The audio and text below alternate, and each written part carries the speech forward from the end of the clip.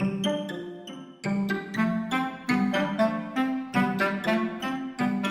gang, it's Lori here and I'm back for another Monday motivational message. I was reading in John Maxwell's 15 Invaluable Laws of Growth, an awesome book. But he talks about how his dad always asked him a question, and this really hit home to me. He said that his dad always asked him if there were 5 frogs on a log and all 5 decide to jump, then how many are left on the log? And the first thought comes to mind is, well, 0, because they all jumped. But he then goes on to explain some wise words of wisdom that his dad explained to him. You see, deciding to do something and doing something are even 2 totally different things. See, we always talk about making the choice, making the decision to change. You got to get to that point to make the decision. But then making the decision and then doing the steps it takes to change are also 2 separate activities and 2 separate mindsets. See, if 5 frogs decide to jump, they can all decide to jump, but that doesn't mean that they actually have jumped.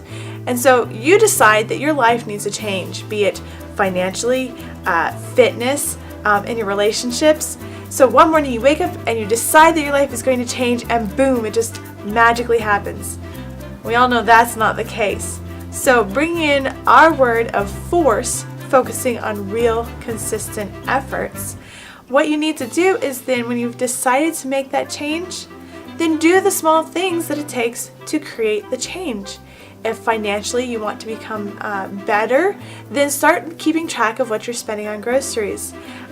Start keeping track of the money that you can put away in savings. Be more conscious of your purchases. If it's fitness, you don't magically decide that you're going to change your body and boom, go into like an hour and a half of a workout, and that's just not realistic, and it's going to be kind of overwhelming and possibly the thing that isn't going to stick.